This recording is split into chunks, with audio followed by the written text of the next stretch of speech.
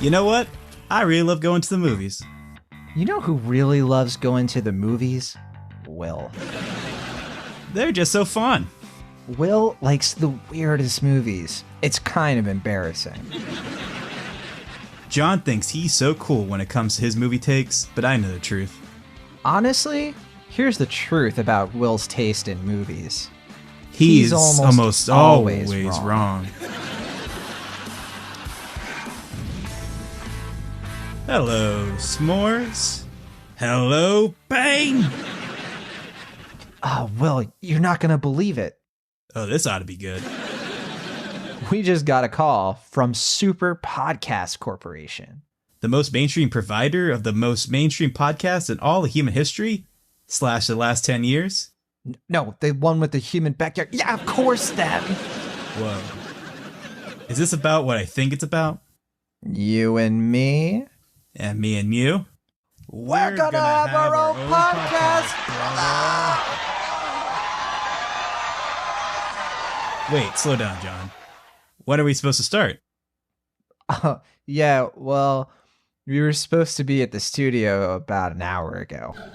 Wait, what? When did you find out about this? Well, I was gonna tell you this morning after I left band practice, but then on the way home, I ran into Melissa. Well, so you forgot to tell me about the biggest opportunity of our lives because you were busy hanging out with some girl? well, not just any girl, it was Melissa. I'm too mad to tackle you right now. Let's just get to the studio. Okay, right behind you. Right after I have some of these s'mores.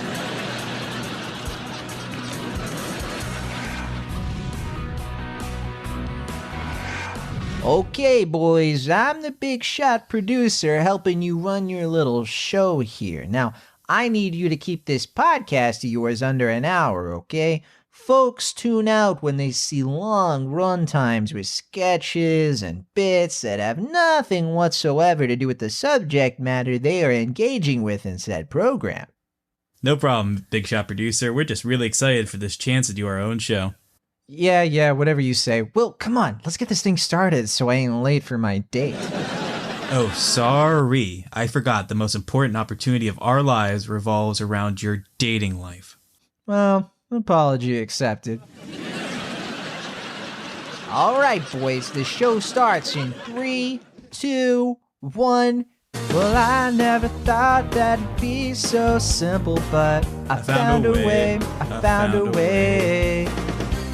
If you open up your mind, See what's inside. it's gonna take some time to realize. But if you look inside, I'm sure you'll find. Over your shoulder, you know that I told you I'll always be picking you up when you're down.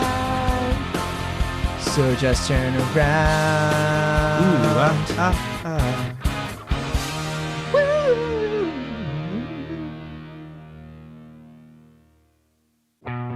Cinemaholics was filmed in front of a live studio audience. Not really.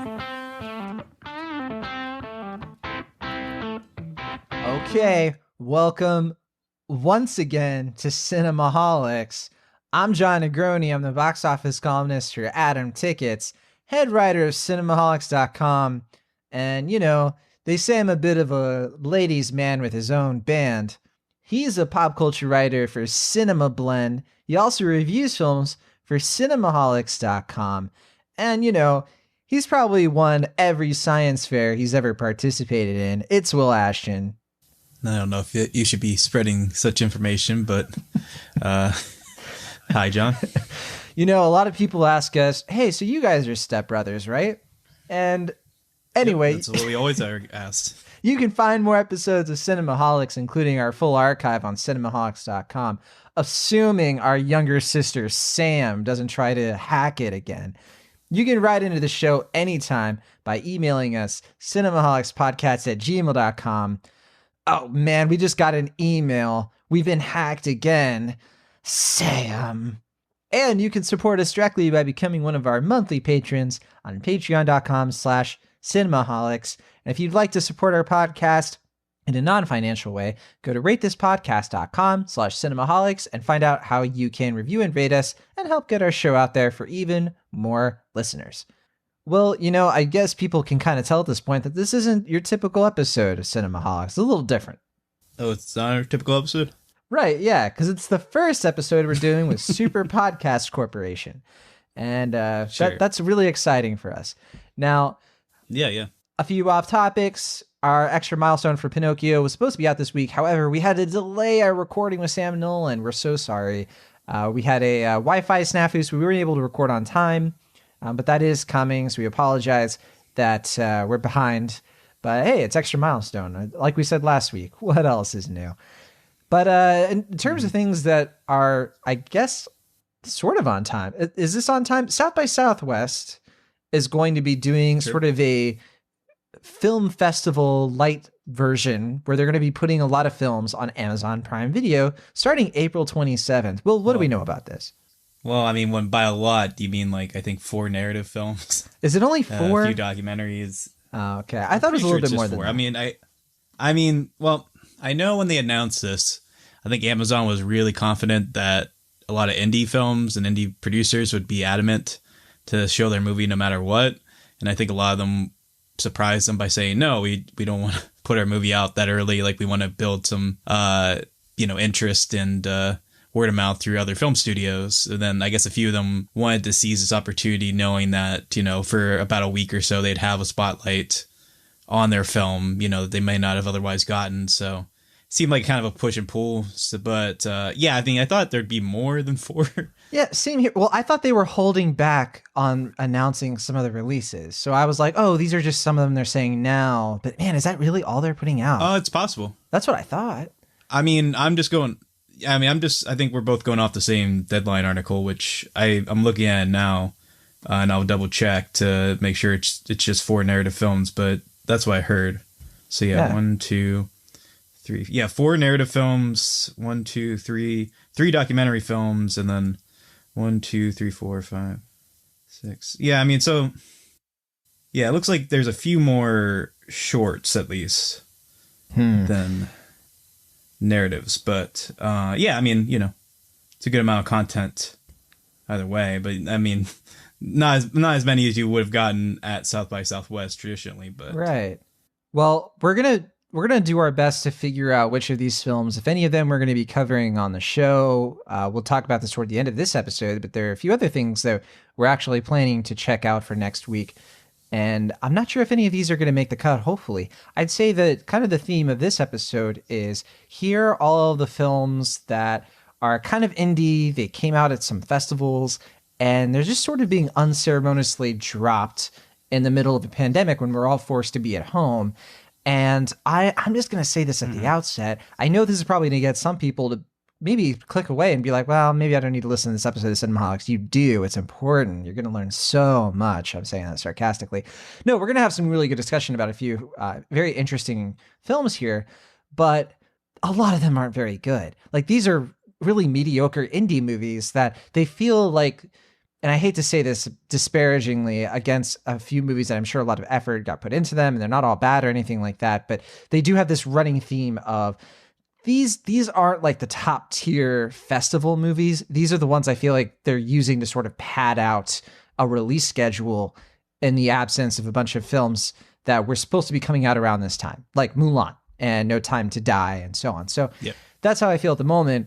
Again, we're going to have a good conversation about these films. And there are one or two of these, there are actually 2 of these films that I'm a fan of that I think are worth checking out if you really are hungry for some new content. But at the moment, I have to tell you, Will, I'm definitely getting a lot more out of TV series than I am movies at the moment. And that's new movies, I should say.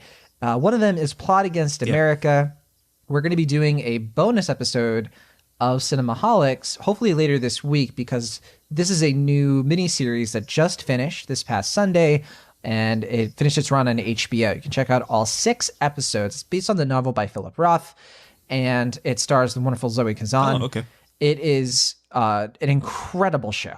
just absolutely incredible, completely nailed the landing. I'm going to be talking about it with Emily Kubenknecht later this week. We're so excited to talk about this show because it is easily one of the best things I've seen all year. So I'm very excited to talk about it in depth with her. And hopefully some of you will be able to catch up. We'll, of course, do like a spoiler-free thing about Plot Against America, and then maybe get into some nitty-gritty. We haven't totally planned out what the this bonus episode will entail in total. But yeah, Will, if you get a chance, this one's right up your alley. I think that you should seek it out as soon as you get a chance. Yeah. Yeah, I heard it's good. And yeah, I'll have to look to see if I got some screener links for that. Because, yeah, it sounds good. I saw a couple of previews for it while I was binging through some of their free HBO things. So, yeah, it looks intriguing. Yeah, it's definitely worth it. I'd say that Zoe Kazan, especially that last episode, if she doesn't get nominated for an Emmy, I hope it's because somehow all the other TV offerings in 2020 have been that good, which I don't suspect will be the case, to be honest. I mean, I guess the more negative would be that they don't have an Emmys at this point, but yeah, I mean, I'm hoping for the best for her.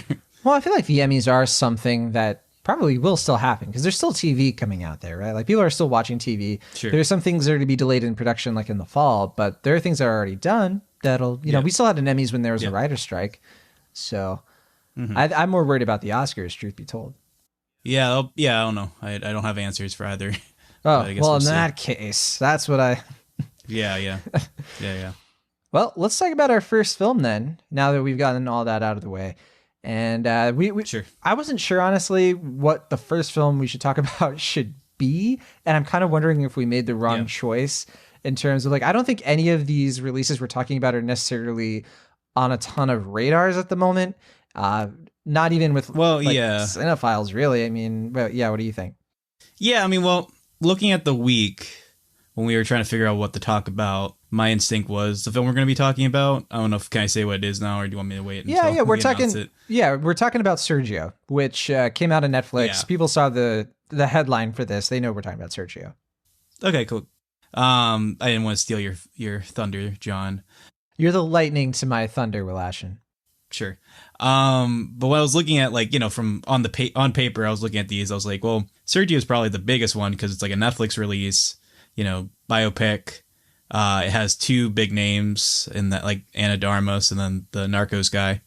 I was like, well, surely this one will get some attention, and I don't even think it ever cracked the top 10 on Netflix thing. Yeah, it's Wagner Moura, by the way. Yeah, okay.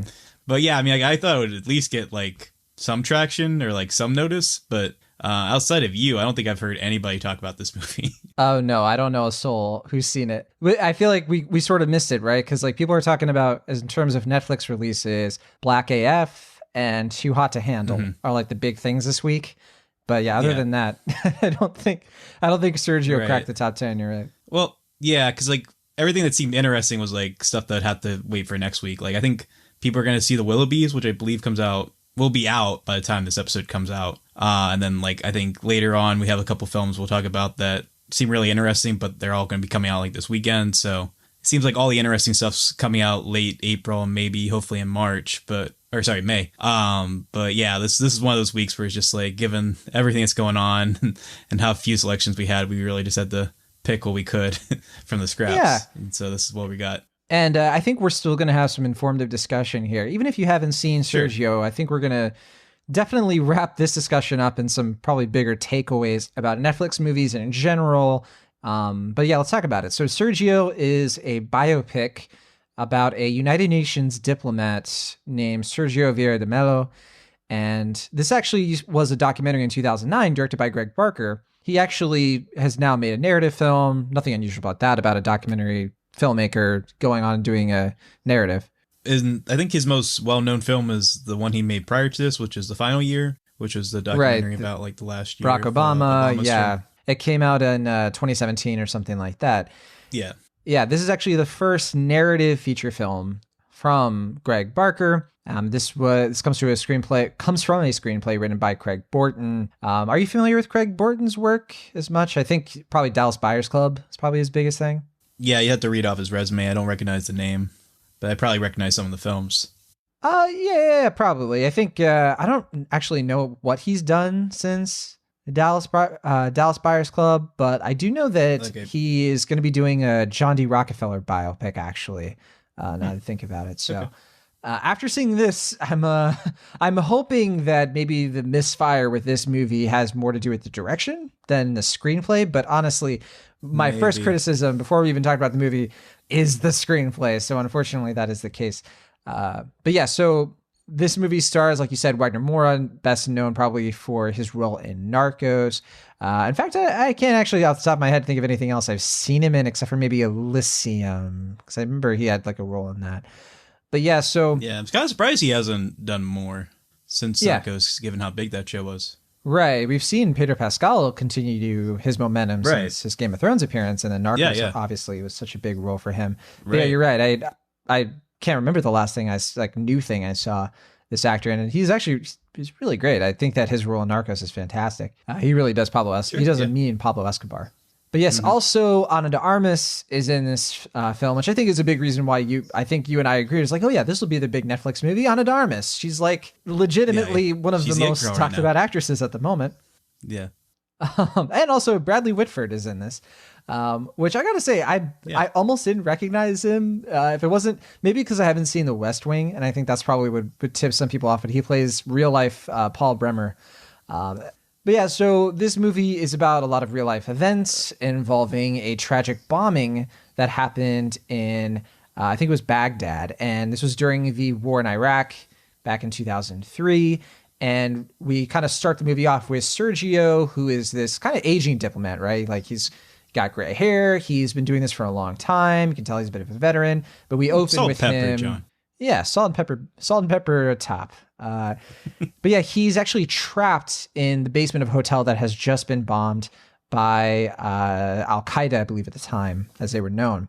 And as we sort of wonder like what his ultimate fate is going to be, we go to a lot of different like patchwork mosaic flashbacks that take us throughout his life. Yeah. Eventually we learn how he goes on to meet his longtime girlfriend, Carolina, played by Ana de Armas, and how their relationship came about, a lot of the things that he's been fighting for along the way, his deep friendship with a man named Gil, who is played here by Brian F. O'Byrne. So the movie kind of takes us through his life in a very not a chronological way, a non-linear way. You kind of go all over the place here. A lot of different locations. I thought this movie looked like it really had a budget because there's a lot of places we go to, but at the same time, I mean, I wouldn't say it's a flashy movie by any means. This premiered at the Sundance Film Festival just this past January, and I gotta say, I don't remember even anybody seeing this or talking about it. So, man, even under the radar at that point. So this is finally available by Netflix, and you can check it out right now. I was gonna say, did Netflix acquire or did they produce it as well? I believe it was produced by Black Rabbit. Okay. And yeah, and they acquired it.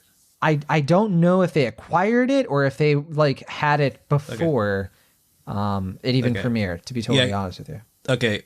I only ask because it'll lead to a later point I have, but keep going. Oh, interesting. Okay.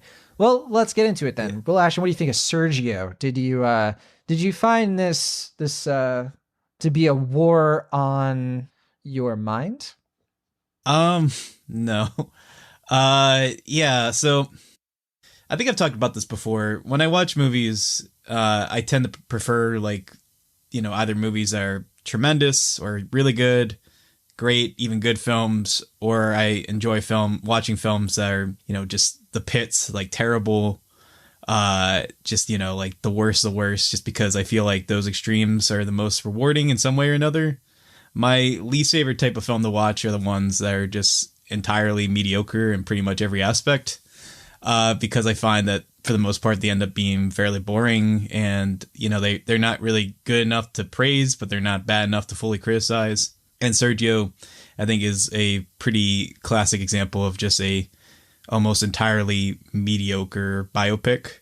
And that, I think the story, obviously, I think the character is one worth exploring. And I think the story could be done in a really interesting and investing way. But the reason I was trying to figure out if it was a Netflix original or if it was acquired, because it feels very much like what an old-fashioned TV movie would be like, with the exception of some R-rated material. To me, it actually looked kind of cheap. The way that it's shot and lit just looked very TV movie-like. It didn't really look cinematic to me. That's what I meant by and it's the not only very thing I really, flashy. right. But it just didn't, like, with the exception of locations and the stars, it doesn't really seem like it seems cheaper than your traditional Netflix film. So that's why I wasn't sure if it was one they acquired or if it was just one they bought because of the stars involved. So what I mean then is that it's a lot of production design, but it's not quality, like high quality production design. Like there's a lot of it. Right. And like in a scene, you have a few scenes where they're in Cambodia and you can tell they're like throwing money at certain things to have it. But yeah, at no point do you feel like this movie has a lot of flair necessarily. Yeah.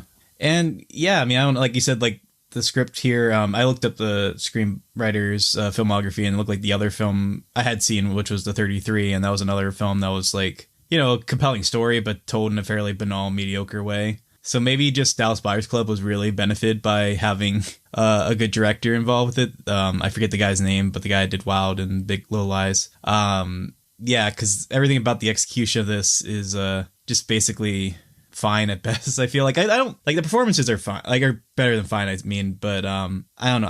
I found the story to be entirely conventional, even the stuff that was trying to be unconventional. I feel like we only get enough of what we should know about this guy. Like, I don't feel like we really have enough time to know him as a person, just enough to know him as a subject. And I found that you could tell it was made by a documentary filmmaker because it seemed like the type of film where the filmmaker is kind of in awe of the subject and really just more interested in presenting the story as opposed to making it really investing or entertaining as a presentation. So it's one of those films that for me, it was just kind of a slog to get through because it felt like a lot of missed opportunities and underwhelming production values. And, you know, I wish I had something more fun or exciting to say about it, but the result was a film that mostly just left me with a shrug. Yeah. One of the ways I thought about maybe opening this week's episode, and ultimately I decided against it, but I'll share it now, I was going to say, all right, let's talk about all of the films that Will Ashton saw in one sitting. All right, that'll do it for this week's episode of Cinemaholics. Yeah. We gotta go from there. Yeah, this movie was a bit of a slog. I couldn't watch it in one sitting. It was really tough. And also the director you're referring to, Jean-Marc Vallée, who, is just a fantastic director. I know you mentioned Big Little Lies. I don't know if you mentioned Sharp Objects as well. Very good. So. Oh yeah, I still need to watch that. Yeah, it's very much worth your time. Another HBO show that I think you should check out. HBO show. Check out. Yeah, we didn't even talk about HBO Max. It just premiered its list of available content for $15 a month. Just 15? Basically an ad for HBO at this. Yeah, we're basically. I already pay for HBO now, so might as well. Mm-hmm.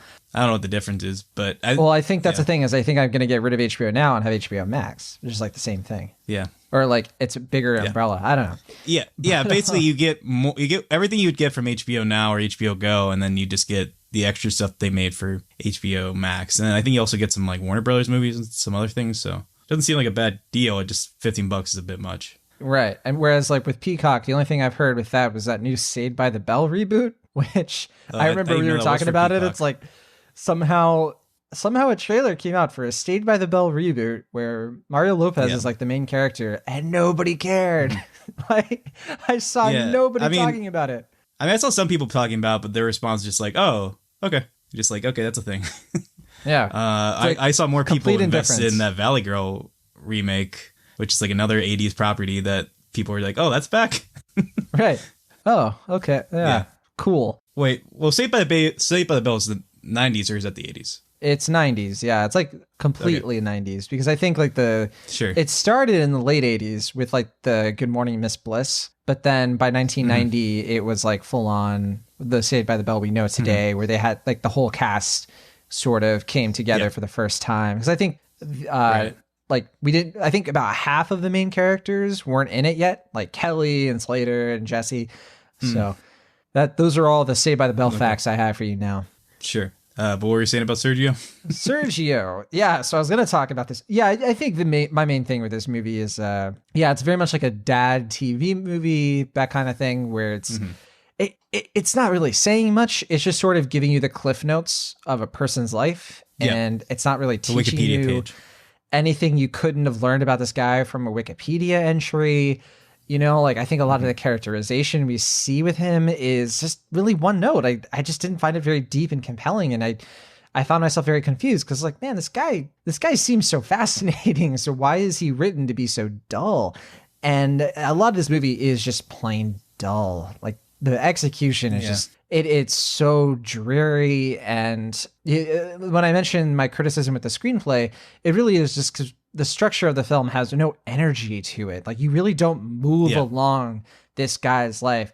Like I look back at like a recent movie like The Two Popes, which I thought that compared to this, that movie was so much better at taking you through his backstory. Another Netflix film where you felt like you were understanding Pope Francis and like his flashbacks served to teach you about this person in his old age. And honestly, like if I had just been watching this movie, I would not. There were times when if you don't tell me what year it is, I don't know like where this guy is, what he's doing, why he's here, what is the state of his relationship with Carolina. Like I feel like it changes all the time. And poor Ana de Armas here, who, I mean, she's just sort of written to be a one-dimensional supportive girlfriend where we know she can be so much better. And like, it's not her fault at all. Like, I don't think it's anybody's fault here. I think even Garrett Dillahunt, who plays like a sergeant at one point, trying to help everyone out of the building, even he is kind of like just giving these really boring lines, and you can tell he's trying to put some life into it, and like it doesn't quite work. So this movie is just a bit of a dud, and sadly it is. So I'm just a C on it. Like I don't hate it. I don't think it's the worst movie of 2020 by any means, but it's about as aggressively average as you can get with a movie of this presentation, I suppose. Yeah, I mean, it's just one of those films, like I said, it's just like entirely mediocre to the point where I'm probably going to forget about it in a week or two. And it's not like anyone's really doing like, as terms of the acting, like I don't think anyone's giving a bad performance, but no one really stands out. And like you said, I think the presentation is fairly flat because it's one of those films where it's just like his only flaw, he loves his job too much. That's the point it. Where and it's just like such like the most banal. I mean, obviously there's whole stuff with his family, but it's like just well, it'll cut in and be like, also, was he a bad father? And then it just transitions to totally different. But it's not even like they make him that bad of a father. Like he's obviously supposed to be bad, but just like, but like every time they show him with his kids, like he's trying to make an effort. It's just like, it's just because he wasn't there because he loves his job and his country too much. It's so like you said, such a dad thing. Sympathetic to a weird trope that I feel like they're foisting upon this real person. And instead of like making it more morally gray, this movie's so black and white about his life. It's martyrizing him basically, which Absolutely. I mean, obviously the filmmaker, obviously he made a documentary about this and then film, so he has a lot of admiration and respect for him. And, I mean, it's not an unflattering portrait, but it feels fairly dishonest just because the whole thing feels kind of phony. Exactly. In that TV movie sort of way. Right. It makes me more suspicious of this guy in real life than I would otherwise. Right. But yeah, I mean, I guess I'd be more willing to forgive it if it was even like entertaining or interesting throughout, but it's just so dull. It's flat. So it's just like this stuff stands out more, and how like inaccurate or inauthentic, I guess it would seem, because it just feels so much like a movie. So it's kind of hard to escape that. But yeah, I guess for me, quality wise, it's closer to like a C+, but in terms of how I felt like afterwards, I guess I'd be like somewhere between like a C- or a C. So I'll go with the C. Like, it's just whatever. I'll forget about it. I'm not mad I saw it, but a lot better ways you can spend your time, especially on Netflix right now. So I'd skip it. You don't have strong feelings about it one way or the other. Yep. My catchphrase, put it on the t-shirts, on the mugs. Yeah, that's Sergio. Quick question for you, Will. I don't know if you can answer it. What's your favorite movie of 2020 so far? 2020? Yeah. Do you know how many films you've seen this year? Not off the top of my head. I'll look what I've seen though, if you want to allow me to I bring it up reminisce. Because this is a little bit of a plug. If you go to cinemaholics.com right now, you can find my yearly movie rankings for 2020. And I've officially laid out my ranking for every movie I've seen so far in 2020. There are 49 films on here. I excluded documentary series and things like that. And so otherwise it would be much longer. There's 49 films on there right now, but there's like 5 or 6 more I need to add. So it's getting closer to 60 than it is 50. But yeah, my favorite film of the year so far, at least at this moment, could change, is Minari, which I saw in January. Okay. My second favorite is Never, Rarely, Sometimes, Always. And yeah, of the films that are in my top 10, the only ones I know that you've seen are Onward, which is my number 3, Emma, which is my number 5, and Crip Camp, which is my number 10. Although, wait, you saw Crip Camp, right? No, I haven't seen it. Oh, no, you didn't. Okay, I talked about it a few weeks ago, but yeah, so that's on my top 10. The Assistant, I know you saw, is a little bit further down to number 12, so, and... Yeah. I mean, looking at what I've seen this year, probably my favorite by default is Timmy Failure, just because how much I like that film, but, I mean, and I think in a regular year, that I don't know if that'd even be in my top 10, but this year it's looking more and more likely that might be. 2020 has not been good to you, Will.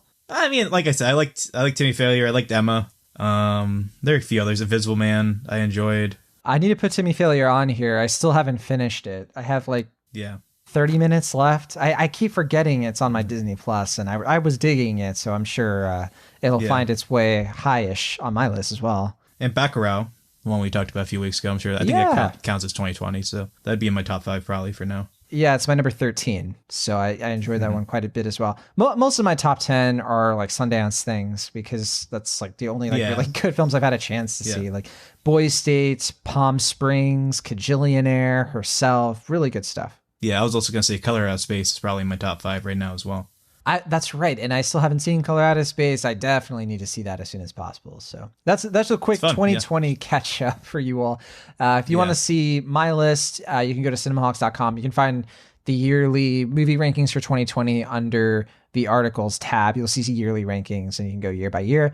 And then anybody can go to your Letterboxd account, and they can go to mine too. Yeah, and just do it that way. Yeah, see what you love. Yeah, for sure. All right, let's talk about our next film, Sea Fever. Now, of all the films we're talking about this week, Sea Fever is probably the only one that I legitimately recommend, as in, like, I think more people should see it. And I think specifically, Will Ashton, I wish you had already had a chance to see it. The problem is that it's not nearly the most accessible film. The only way you can see it right now is video on demand, which means you do have to pay a little bit of money to rent or buy it. So what is this movie? Sea Fever is an internationally co-produced science fiction thriller / horror. It's directed by Neasa Hardiman. Are you familiar with Neasa Hardiman, Will? Maybe. That sounds kind of familiar. You might have seen some of the shows she's worked on. This is her first film. She's an Irish director, and probably the biggest thing she's worked on was the Marvel superhero series Inhumans, which came out a few years ago. Was not a big success, unfortunately. Not a hit. Not a hit, but a lot of the other things she's worked on have been. Z, The Beginning of Everything, Happy Valley, Scott and Bailey, Tracy Beaker Returns. These are mainly like British TV shows that are very, very popular overseas, or have been. And so that's why I wasn't sure if you might be aware. I think the only thing you might have seen from her is Inhumans. Is that the case? No, I haven't even seen Inhumans, so I don't think I've seen anything from her. Oh, weird. For some reason, I thought you saw it like the first episode. I never saw Inhumans either, to be fair. Yeah, I never got around to that one. Yeah. Well, this is, again, Neasa Hardiman's, this is her first film, and it stars Hermione Corfield, who, the last thing I think I've seen her in was probably Mission Impossible Rogue Nation. She was also in the latest Triple X movie, the Xander Cage one from 2017. She was in Pride and Prejudice and Zombies. Yeah, she was in Mr. Holmes. None of those movies I've seen. Although, actually, she was in Star Wars The Last Jedi. I forgot about that. She has like a very blink and you'll miss it role. But yeah, she's the main character in here. But also Connie Nielsen, who I was not expecting to see in this movie. Wonderful to see her. Doug Ray Scott as well. Doug Ray Scott, of course, another Mission Impossible veteran. He was the villain in the Mission Impossible 2. I think probably one of my favorite things he ever did was probably Ever After, the main love interest in that one. But yeah, he's another actor. I can't remember the last time I saw him in something. But so this, like I said, science fiction, thriller / horror. It's kind of like Alien meets The Thing meets Contagion, right? But also it's like the movie Underwater, where they're in like the ocean. But they're not really underwater a lot in this movie. They're on a fishing trawler west of Ireland. And all of a sudden, during this expedition where Hermione Corfield's character, she's a researcher, lab person trying to find out more about some of the local wildlife. She is on this boat with this kind of like blue collar crew, you know, your typical archetypes from like an Alien or The Thing. And they all sort of look at her with a little bit of hesitation because she has red hair, and so they're a little bit superstitious.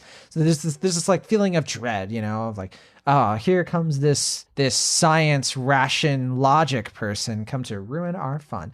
It's not nearly that simplistic, but that is like the core dynamic. And just as they're moving along in the open waters, we see that their ship has been it's collided with a surprise parasite sort of creature, which is latched onto the hull.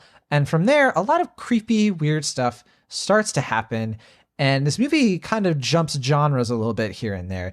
At times, like I said, it's a little bit like Alien. Then other times, it's kind of like Contagion, where it's a bit of a quarantine movie. And the film deals with these big questions about whether or not it's ethical to contain a virus that could harm other people. And for some reason, I thought that was a little relevant to 2020. I don't know why, but, just kind of is, right? Mm-hmm. This film premiered at the Toronto International Film Festival back in September. A lot of people had a chance to see it at Fantastic Fest as well, I believe. And it is a really solid movie. I really thought it was solid. It's not amazing. It's not the most surprising, unexpected, unpredictable movie I think you're going to see. But for what you get, I think it's slickly produced. I think it looks good. I think the production design is on point. The trawler itself feels very lived in. It feels very creepy, but at the same time, it feels like a place that should be comfortable and a place where these characters should find respite. But then it also feels kind of cramped and claustrophobic. It's really well done production design. Like I said, it's just the setting itself really works here. I think that the location in general is really smart because unlike the movie Underwater, which I haven't seen, but just judging from the trailers, that movie is really fanciful. It's all about the spectacle. It's all about these like creatures apparently that are like, very sci-fi. Whereas this movie, it's sci-fi in a much more grounded, realistic way. Like this actually feels like something that could happen, but at the same time, it's dealing with something very unknown that the audience has no bearings for. Like it involves like a creature that is completely mysterious, but at the same time, kind of like The Thing, it's not something that is, full on sci-fi mumbo jumbo or anything like. It's not like I'm trying to think of like a good point of reference besides Underwater, maybe something more people have seen, but I'd say that it's closer to, I was going to say The Descent, but that might make people think it's kind of different. Like it's a little bit more of like that kind of movie. It's not like The Descent at all. But in terms of like those creatures sort of feeling like, oh man, that creeps me out because like that could happen to me. In that sense, it's actually pretty accurate to this movie. And a lot of this movie is not trying to be scary. Interestingly enough, like it's not trying just to creep you out and make you uncomfortable.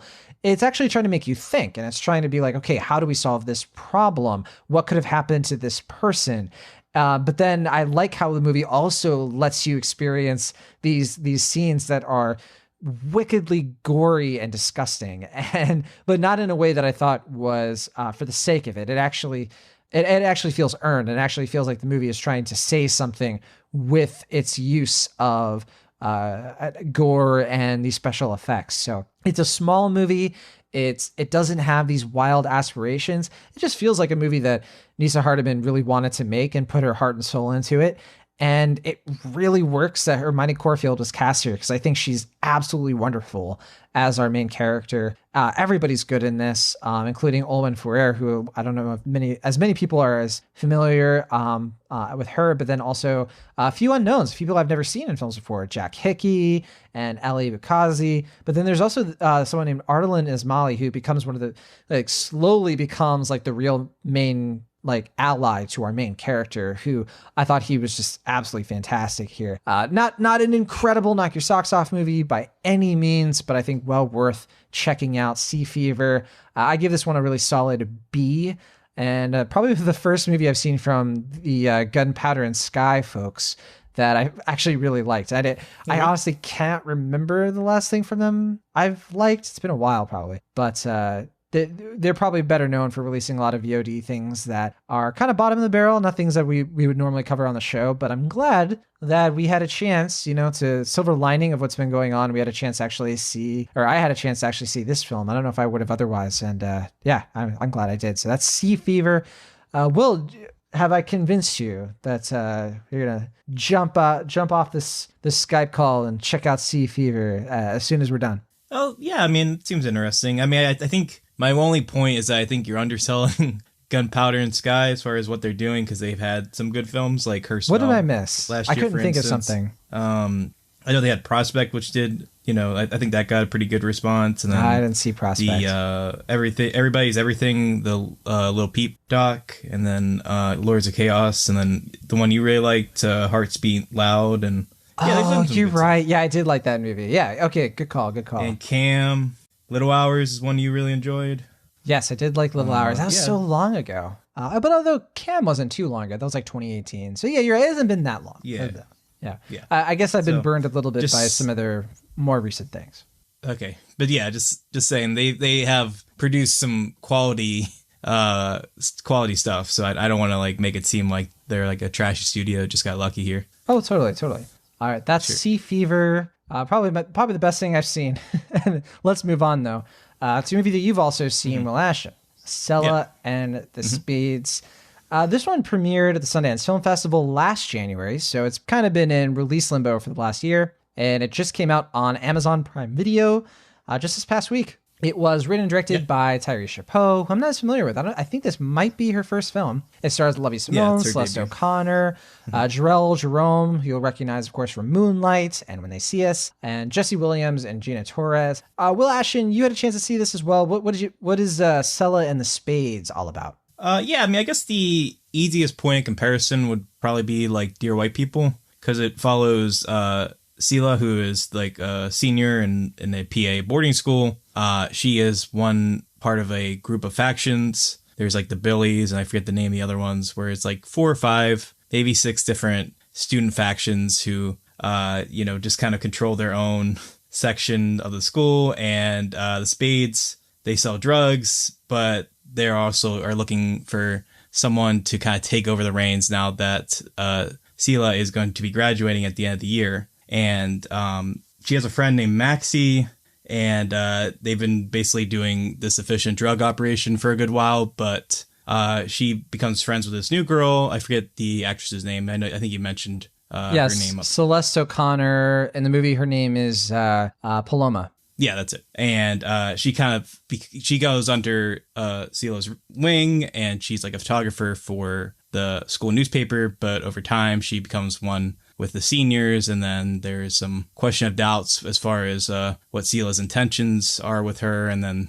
that's one of several things that happens in this movie as it goes along. Yeah. It's, the movie really kicks off with laying out, all right, here is our version of Hogwarts. Basically, like, it definitely reminded me a lot of Dear White People in terms of like, here are a bunch of, in this case, it's high school instead of college, and it's a boarding school at that. But yeah, here is this like really thought out, lived in world where a lot of things have already gone down, and there's a lot of strife between all of these groups of people. But instead of it being about more like racism and social politics, this one is kind of like a Gangland, The Wire sort of thing, where all of these factions sort of, they compete with each other, but they also rely on each other quite a bit.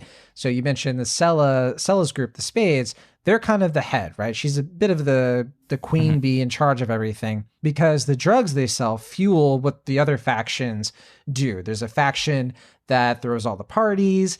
There is a faction that helps people study for like their tests and everything because they're hungover from the parties. So it's that kind of dynamic where the drugs are sort of the focal point. But then there's also like the faction that's like supposed to be the good one, where they help give this air of presentability so the faculty doesn't get wise to what's really going on. And this movie also has a lot of Ryan Murphy energy, where these high schoolers are just like, it's very over the top, like their lives and the things they talk about and how adult they're acting, or like they think they're acting, like their whole lives are just complete. How does this compare in that way to that show he did, The Politician? Is it similar to that? It's similar-ish to The Politician. Like the way, if you saw The Politician on Netflix, where you have the way those students run that campaign, the joke is that they're taking it so seriously. Like they're so hyper competent when it comes to, but they're still high schoolers. And so that's like the tension that Ryan Murphy likes to inject in shows like that and Glee and all of that. And Selah and the Spades has it, but at the same time, it doesn't play it for comedy. It plays it for like serious, it's all introspective drama. Yeah, I don't know if I would say it's grounded necessarily, but it does feel like the art house version of that kind of thing. Grounded compared to those shows. Not like grounded altogether, but grounded compared to like the Politician and Ryan Murphy stuff is what I meant. Yeah. Right. It's not another world. It feels a little bit more of like this could be happening somewhere, but if it is, we should be concerned because it's very unusual.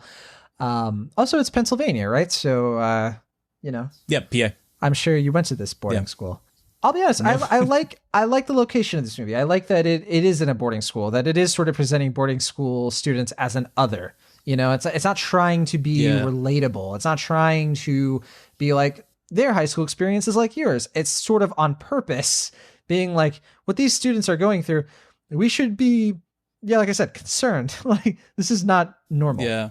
My only thing is that like, I don't know, I'm getting kind of tired of like every high school movie now being like centered around like elite genius high schoolers. Like I kind of miss movies about just like, everyday normal. Yeah, I mean, there's like Lady Bird and stuff, but like I just feel like a lot of high school movies recently have been like, like even like movies like Spider-Man Homecoming are like, they're in like a higher class high school, like something that's not really like it's relatable. It's in presentation, but it's also a little different from the normal high school presentation. But it is a good location. Like I think it's very appealing on the eye, and I think it is a little different than what we might get from other high school movies. It's definitely a different type of location, than you would get with something like maybe Mean Girls. This movie has a lot of like similar messaging that Mean Girls has in terms of, a queen bee who is sort of figuring out the real consequences of her actions and the manipulations that she is responsible for. It's another thing, though, that I do find also taking a younger girl under her wing. Yeah, exactly. But what I find super refreshing about this character in particular, and about a lot of this cast, is that she is African American, and the movie doesn't make bones about it.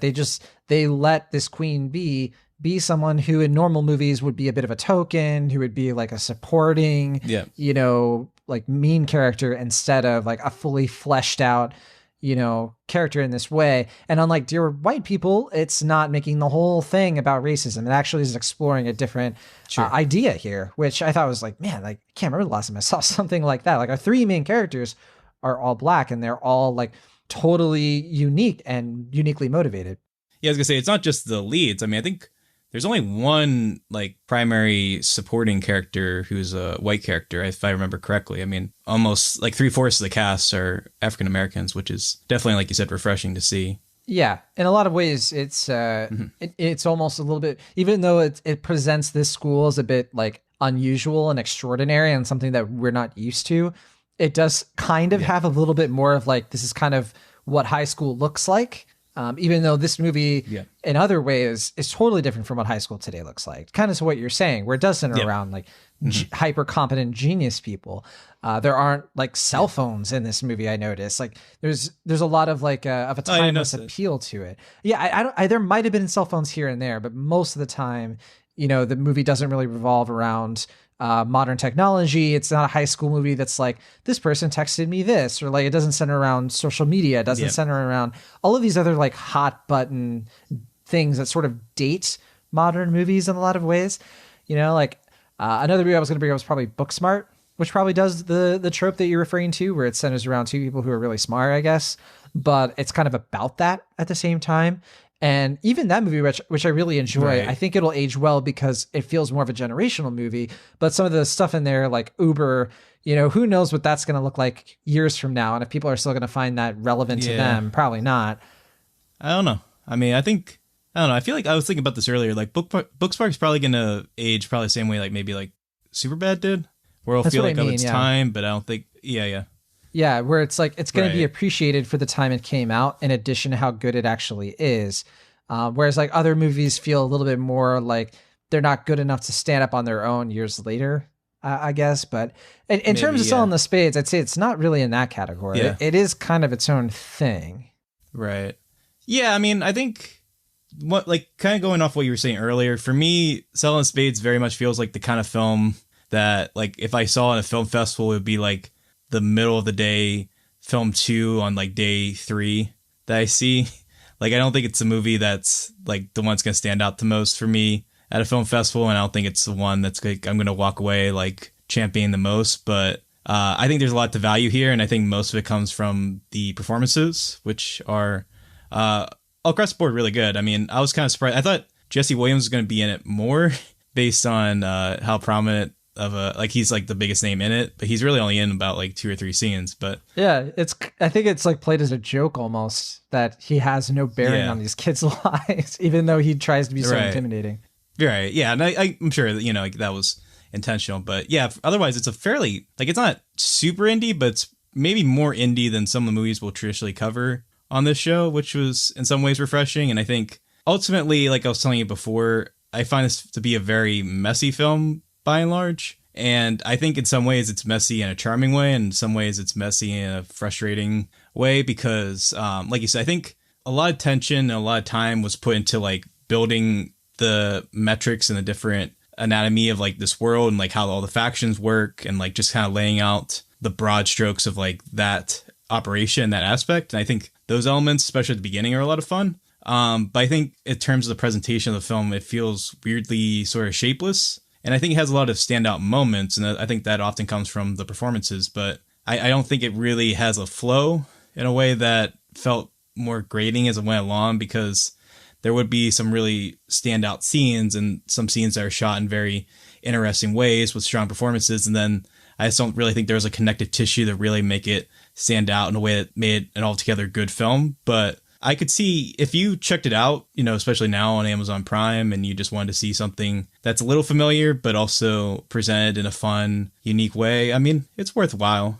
No, I mean, I kind of disagree with some of that, honestly. Like, I do agree with some of what you're saying. I think that it's not perfectly structured or anything like that. There are a few hiccups where I thought the movie does a little bit too much to really ground out, some of the violent acts that have to happen and some of the rivalries in our main faction and things like that. But I did actually think it flowed pretty well. I do agree that there aren't a ton of standout scenes, but I do think there are enough that it felt like they really had some tension to them.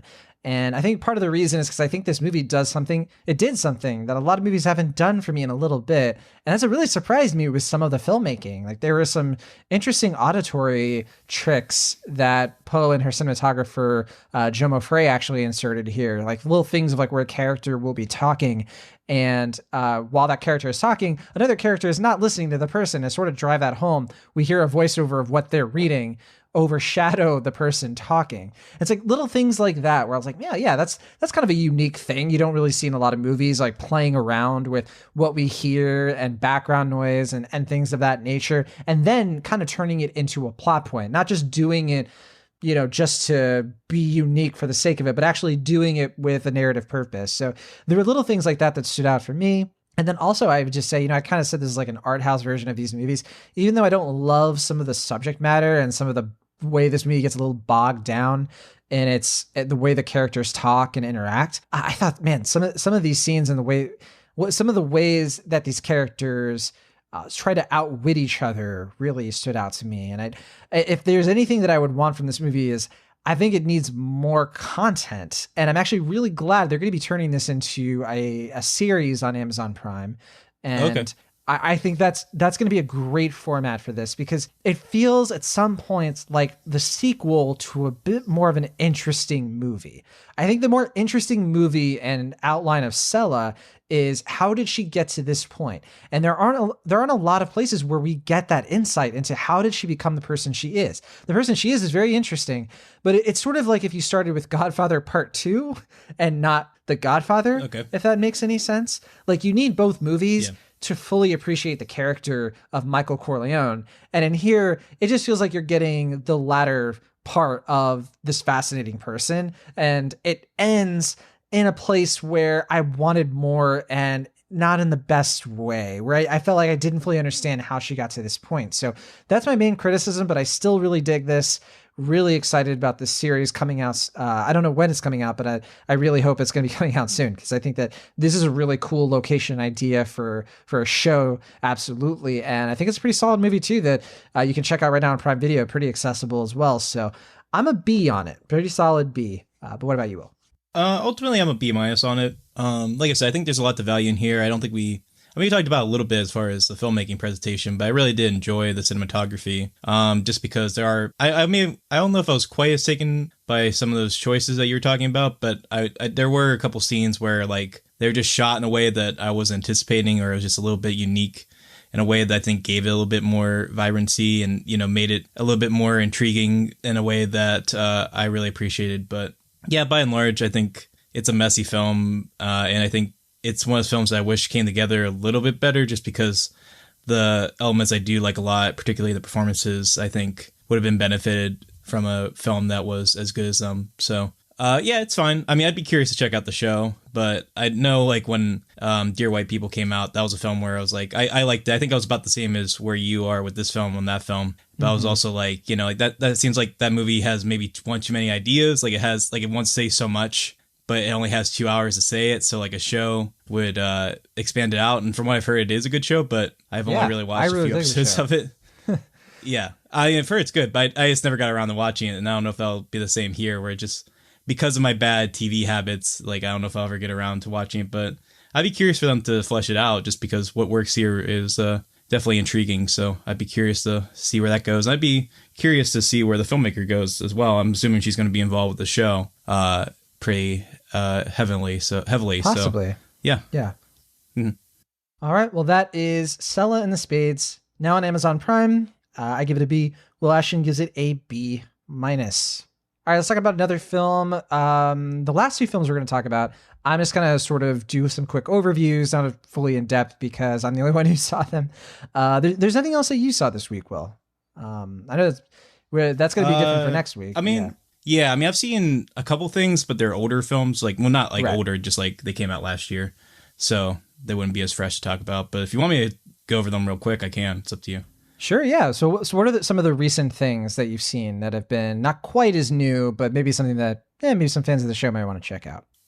So, I mean, mostly I've been catching up on TV, so I've been watching Succession on HBO, which I'm really enjoying. I'm only on the first season right now, and I heard season 2 is where it gets, like, really good.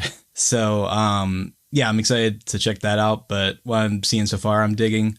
And that's on HBO and also for the time being on Hulu for free, or if you have a Hulu subscription. Yeah. So I'm enjoying that. I've been catching up on that recently, and then I watched the last Rambo movie, which I know Sam, when he was on the show a few months ago, talked about pretty in depth. So I'll be quick here and just say that that movie, I mean, I don't know, I saw it just to see it, I guess.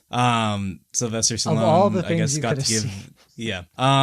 It's one of those films where for like the first. Well, not even the first, like it's about 88 minutes long, and like 70 minutes of it is just absolutely terrible. Like worse than I anticipated, which is saying something because I had pretty low standards going in. It's a really bad film. Like it's artless in its presentation. The writing is very stock, and it's also just a very mean spirited and ugly film visually and then just morally. And that's not even going into its depiction of race, which is troublesome at best. But the end basically becomes R-rated Home Alone, and it's not particularly pretty to look at, but it is at least something. And it does, I can't give away what, but it does build and lead up to one promising ending scene that was, for me, watching it like on a Saturday in quarantine was pretty fun. So I can't recommend that movie at all unless you want to watch the end of it, which I don't know why you would. So I guess don't bother with that altogether. And then I also saw Angel Has Fallen, which is another, I guess, concluding fairly right-wing leaning action movie series. I don't know why I picked those two films to watch. Me neither. I guess I just use my time poorly. But that's on Netflix right now, and I watched that for an article I'm writing, and it's fine. It's just very middle of the road action movie. I guess about the same, just maybe a little less racist than the last two. So I don't know, wherever you stand on the last two films, I guess that's where you stand on this one for the most part. So yeah, that's all I've been watching this week. I hope I can catch some better things next week, but that's what I saw. Me too. All right. Well, Oh, I also saw Joshua in the Promised Land. Oh Forgot my to talk about gosh. that one, but I don't know if you want me to talk about that one. Nope. An animated movie from 2003. Listeners, just look it up and you'll see why I reacted the way I did. It's all on YouTube. It's all on YouTube. Gosh. All right. Well, I'm going to talk about two films here that we're going to go on a little bit of a journey because these are two movies that I think are bad. I think they're bad movies. I don't know which one is worse. And I'm trying to figure it out because I'm kind of split. Yeah. Okay. Well, I've heard about endings and beginnings. I haven't heard of this other one. Yes. So this first movie is called... Oh, go ahead. No, I was going to say start with endings, beginnings, but you might as well start with the one I haven't heard about so I can know what it is. Oh. Yeah. Well, this one, you will recognize its main characters. This is called Abe, and it's about an aspiring chef who is Abe Lincoln? 12 years old. Not Abe Lincoln. He actually starts the movie off as like, some people call me Abraham. And the reason is because he is half Israeli and half Palestinian. Okay. And that's right. So one parent is Jewish, the other is Arabic. And they're, for obvious reasons, because Israeli and Palestinian, there's a lot of tension and strife between his families. But Abe doesn't care. He's 12 years, well, he cares, but he doesn't have time to worry about that too much because he's 12 years old and he wants so badly to be an incredible chef. He loves food. He lives in Brooklyn, New York, so he's surrounded by some of the best food in the world. And you will recognize Abe possibly, who is played here by Noah Schnapp, who is, of course, Will from Stranger Things. And that's right, Will, who we barely see in the first season, who I'd say of all the characters in the show, they really just don't know what to do with the guy in Stranger Things. I think it's very strange. Oh, you're talking about Noah Schnapp? Will? I think you were referring to me. You kept saying Will, so I thought you were talking to me. Not really Will confused. Ashton. Will Byers. Okay. Will Byers. Okay. It's kind of funny too, because I was going to mention something about Selah and the Spades. Now that I think about it, that I totally forgot to, and that's the fact that in that movie, it's sort of implied that Selah is asexual. She doesn't really feel attraction to other people. Well, not implied. It's pretty much suggested. Well, it's suggested, heavily suggested. I'd say that, they don't come right out and say it, but they definitely try to make it unambiguous. And something about Will in Stranger Things is I think in the first season, they suggest, or maybe they more imply that he is homosexual, but they don't come right out and say it. And then I think the show sort of forgets about that over the rest of its time. Like it never really comes back to that. And to the point where some people have actually debated in the third season, maybe he's asexual and the show is just sort of like not wanting to get into it. Either way, I think that whatever you think of Stranger Things, I think one downfall of that show is that it always forgets to characterize just that character of Will. And I think it's not Noah Schnapp's fault. I think he's a pretty good actor. And I'd say that in Abe, he's the best thing about this movie. I think that he carries it and makes it about as good as it is. But this is one of those movies where, for some reason, the director here, Fernando Agustin Andrade, who I'm not as familiar with, I think he's only directed one other film. For some reason, he has taken this really lovely portrait of an upbeat kid trying to balance food and learning about food fusion. He comes across this like mentor figure. It's kind of like Searching for Bobby Fischer, where he finds his Lawrence Fishburne, right? Who's like this sage who teaches him the ways of like making food, putting food from this culture, uniting with this culture. I wonder if I can relate that to my family. And as I'm watching the movie and I'm seeing all of that, I'm like, yes, of course, that's what this movie is. It's saying this message. I'm like, you know what? That's pretty predictable, but I don't care. It's fun. It's a fun part of New York. It's this kid's life and it's interesting. His parents, oh, that's weird. His parents are sure fighting a lot in this happy-go-lucky movie. Okay, now everybody's fighting quite a lot and it's really uncomfortable and I don't like it. Okay, now people are crying. Now it's depressing. This movie is just depressing. Like it throws all of the things you hate the most about oppressive arguments in families, and it does it over and over again. And it's like an onslaught of strife and conflict that doesn't go anywhere. So that by the time you get to the very end and you're like, well, this is where the movie ends up. I was just so annoyed and tired. And this movie that I think otherwise would have been so nice, like not amazing, not stop everything and go check it out good, just nice. It ends up just being like, I feel like I sat through like Thanksgiving with the most dysfunctional, easily set off relatives in the world. So it's funny too, because watching Plot Against America, the HBO show, where that show kind of has a lot of that as well. It has a lot of characters of the same family arguing with each other about politics, but whereas like that show does it in a way that like you feel like it has a purpose to it. Like you feel like you're really seeing, you're getting something out of those arguments because you're seeing how it relates to their characterization and who they are.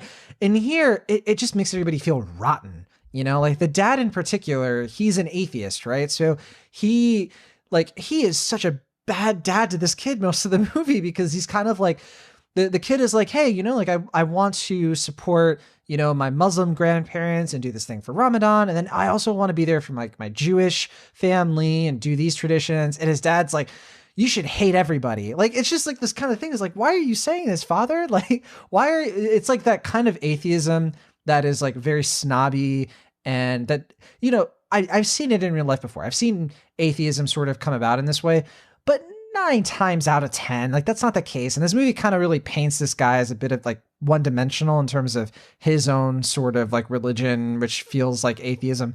And then everybody else, like I'd say with the exception of the mother here, played by Moura Domincic, if I'm pronouncing it right.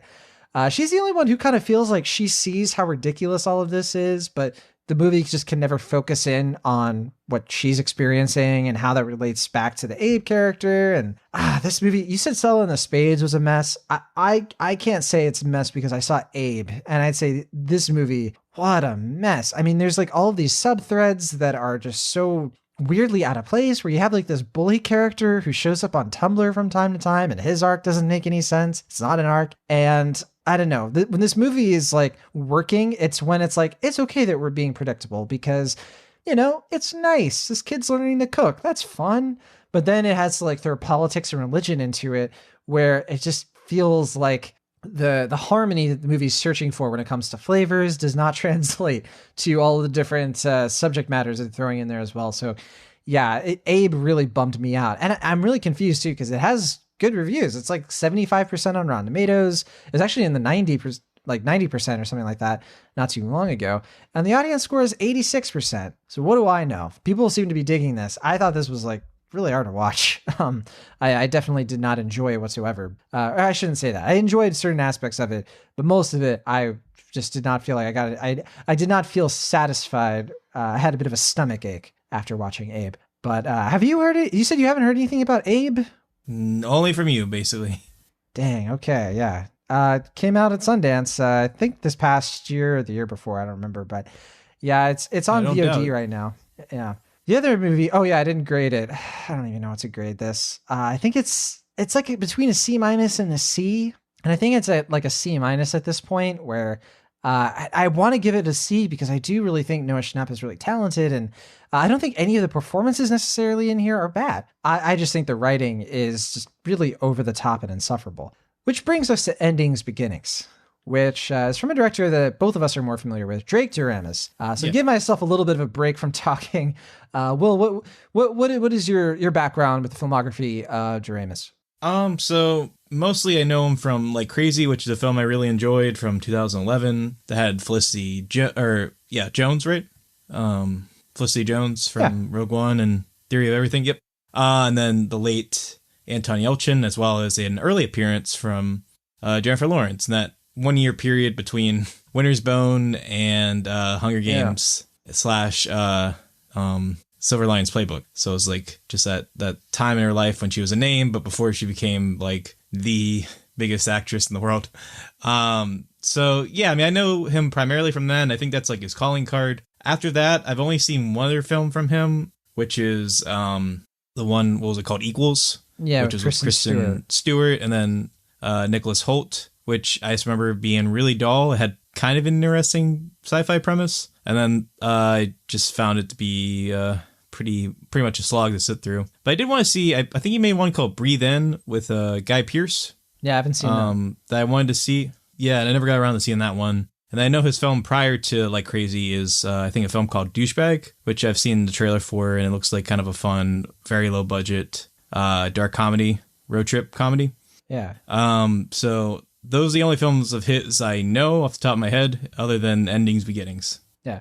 So we should point out that Like Crazy is probably his only like real success. Like it's kind of the movie that Yeah. Kind of put him on a bit more of a platform. It's the reason he was able to make a bunch of other movies that, none of them have really quite reached the same. Like people, like I know people who aren't huge movie fans or like aren't hardcore cinephiles or anything like that who like that movie or have seen it and really enjoy it. A lot of the reason is because it came out at a time, like you said, where Jennifer Lawrence was becoming a bigger star. And after Hunger Games, people were kind of looking into other movies with her, and they found Like Crazy and they liked it. And Anton Yelchin also, you know, since Star Trek at that time was starting to get more of a reputation. And of course, Felicity Jones was like right before Theory of Everything, you know? So all that said, you know, from there, you're right. He did a couple of other like indie things, and he tried a few sci-fi movies, like you said, with Equals and this other one called Zoe. The only movie I've seen from him besides Like Crazy, which is a movie I do like, even though I think that it is very indicative of its time. You know, it's very indicative of life and culture of people our age in 2011. Yeah, I was going to say, I mean, it's one of those films that I remember liking a lot when I saw it. It was one of the rare films where I saw it all by myself because no one else was in the theater when I saw it. But I do imagine it's like one of those films that, like you said, it is of its time. Like, I can't imagine it's aged. I don't think it's aged poorly. I mean, I don't know, but I imagine I would have to see it again. One of those Garden State things. Yeah. It's probably like a Garden State kind of thing where it's like, yeah. Yeah, I'd say Garden State's an interesting comparison, but yeah, like Crazy, it's, you know, it's not a movie that I have any ill feeling toward. It does remind me of a very specific time in my life and in culture at the time where it was kind of like the height of like hipster fatigue, I want to say. We were really starting to see like that counterculture become really tired, like become a little bit more like people are becoming more aware of it or more self-aware. But this movie still kind of came out kind of in an earnest way, considered like people that age sort of like, really like with the guys like a Carpenter. Well, that's what I mean. All that stuff. Yeah. Well, that's what I mean by Garden State is that I guess people are more negative on it than I am, which is that I recognize that it's a flawed film of its time, but I appreciate that it's an earnest indie, very Sundance type indie that I think was just a product of its time, and that I think it had to come out and be as popular as it was only then. Like, I don't think it could have been as popular as it was now or even a few years before it. So it just came out at the right time. I think it's kind of what happened with Garden State as well. So that's where I compare the two. But like I said, I haven't seen either in years, so who knows? Well, Endings Beginnings, there's a comma in between, is his latest film, and I think that it's clearly clearly is an attempt for Doremus to sort of harken back to the movie that really put him on the map, right, as a filmmaker. He wrote the screenplay along with Jardine Lebert, and that's not something he does very often. I don't think he's written a lot of his films. I don't think he wrote Like Crazy, if I'm not mistaken. Like Crazy. I thought he wrote Like Crazy. Maybe he did, and I'm just. I thought that was like I thought that was like his most autobiographical film. Maybe what I have confused is that he has to get a lot of help writing his films. Yeah. Maybe that's more of like where my mind is at on it, because I feel like with every movie he's had to have like some sort of person who did like the bulk of the work, but it's like based on his ideas for the story. Maybe either way. That seems to be the case here. I think his style is also very improv heavy. Like, it feels like kind of like on the fly. Well, it's great that you bring that up as well. Yes. So Endings Beginnings, for a movie with a screenplay like this, it's actually probably being generous, because a lot of this movie is improvised. And this is, if you thought Like Crazy was kind of indicative of its time, this movie is indicative of a time even before that movie, because it's so mumblecore. Holy cow. Yeah. I'm watching it and I'm like, wait a minute. I thought we got over this. I thought we decided as a Greta class that this was done. Greta Gerwig, she proved that it's over. We don't need this anymore. This type of style where people are talking over each other and they're trying to talk like real people, even though that's not how people talk. It's just how screenwriters improv talk. That's kind of where Endings Beginnings begins. It makes it wastes no time telling you that this is a bit of a throwback in that way. Mm-hmm. Yeah. So, and also very similar to Like Crazy, it has a bit of a love triangle, and that love triangle consists of Shailene Woodley and Jamie Dornan and Sebastian Stan. I guess some people would say Like Crazy is kind of like a square. Well, I mean, are you saying the triangle is between Anton, Felicity, and Jennifer Lawrence? Yeah. Yeah, that's a love triangle. Because Jennifer Lawrence never met Felicity Jones's character, if I remember correctly. It was That's just fine. more like Love triangle doesn't need them to be. It's fine. It's a love triangle. But yeah, so in this movie, Shailene Woodley. You have an open definition of love triangle, I guess. Open relationship, open definitions. Sure. So Shailene Woodley stars as a character named Daphne, who is kind of in her late 20s. She is dealing with a lot of uncertainty. She doesn't know what she wants to do next. She recently quit her job for reasons that are ambiguous. She just dealt with a pretty bad breakup. Oh, geez. No, it just sounds like every indie cliche. I just keep hearing you talking. It's like, what is it, Will? You just need to watch the movie. I was just providing. I was just providing indie. I was providing mumblecore commentary. I was talking while you were talking. Oh man, yes, it does sound pretty familiar, doesn't it? She's living in her sister's pool house, and she doesn't know what to do, and she's really struggling. But wouldn't she know it? Right as she swears off. Is there a scene where she sits in the empty pool tub, like on a lawn chair, reflecting on life? There's several.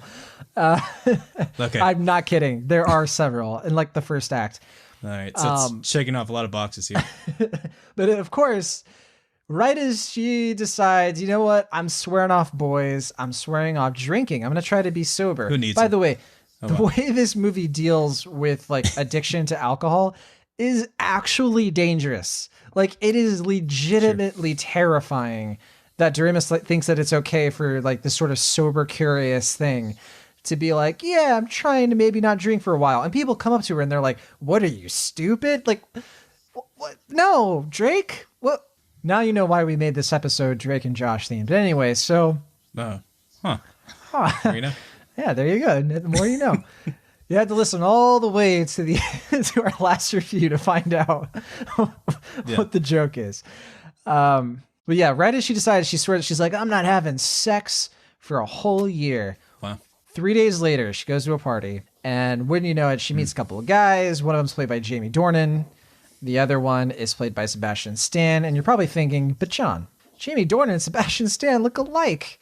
They both are white guys with dark hair and facial scrub. And you know what? I say, feel called out.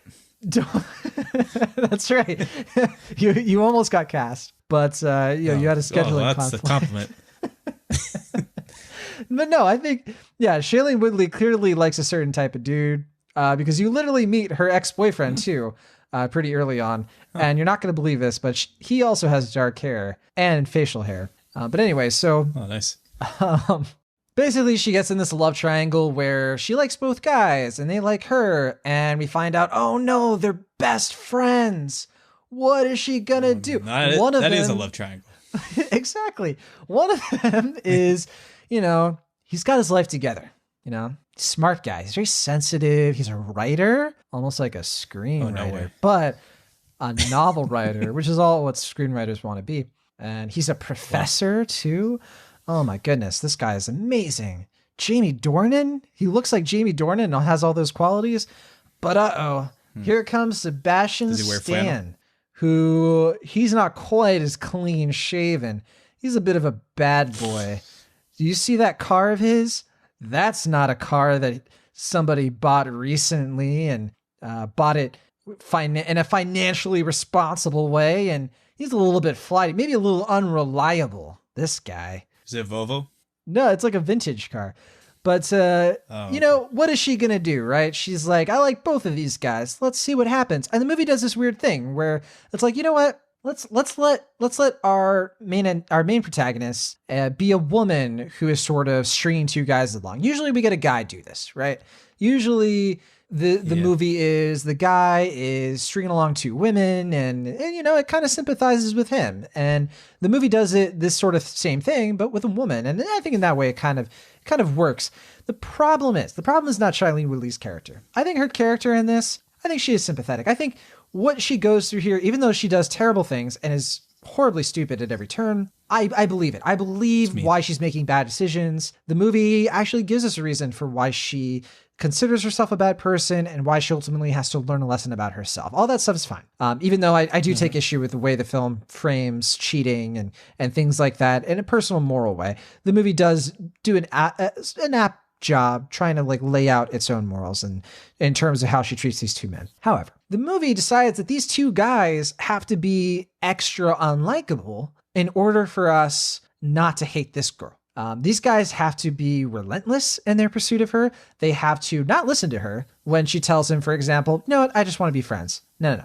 That's not going to stop Jamie Dornan. No, he didn't come all this way from Ireland, which is where he's from in the movie, to, or maybe he's Scottish. I don't remember, to come in here and be told no by Shailene Woodley. So he has to essentially be all over her and kind of force himself into his life. Sorry, he's an Irish writer. And, you know, Sebastian Stan's character, he has to be very selfish and so deeply mean and antagonistic that you really have to wonder, why is she doing it? She could do so much better. And even she at one point is just like, man, my last boyfriend was way better than these guys. Maybe I should have been with him. And the audience is like, yeah, it's good that you realize that 6 months into the movie.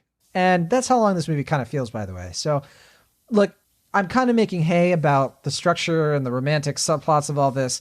I do want to point out there are a couple of unique ideas in here, but this movie is appalling. It is absolutely appalling in how it frames heteronormative relationships. It just makes them, first of all, look so whiny and entitled. Like the entitlement of these characters is absolutely just disgusting. And it's of course a Los Angeles movie. It's of course exactly like all of these other LA cheaply made movies that have no business being, you know, this fully financed. Like, I'm actually really angry at this movie, and I'm really angry that this is the sort of thing that gets made where we have real technology that can make films that are so much more interesting than this. I haven't seen Doremus's sci-fi movies, but I have a feeling they're at least a little bit more acceptable and easy to appreciate compared to this. Whereas this just feels like a complete... Now, I don't even know if it's a cash grab. Is there a version of a cash grab that's more of like a vanity grab? Because clearly this is not a movie that's making money. It's hitting VOD, premiered at the Toronto International Film Festival last year. So of course they were anticipating some sort of, you know, traction with critics, I suppose. And, you know, some critics do like it. 39% on Rotten Tomatoes. That's not zero. And I'm flailing, Will, because I really, you know, this is worse than Abe. I really, even though I'd say that I sat through this and I had an easier time sitting through it than I probably did Abe, because Abe made me uncomfortable. I genuinely have more of a hateful reaction to this. And I have a hateful reaction to a lot of the circumstances surrounding it. And I'm really let down because I went into it hyped. You were I thought Margaret Martindale was going to be in it. So somebody lied to me. Yeah. Listeners. Yeah, I was so hyped. And then all I get is Kira Sedgwick, which I'm not complaining. When we were talking about this movie, and then John was basically saying, well, I don't know if it'll be any good, but it has Margot Martindale, and it can't be a full disappointment.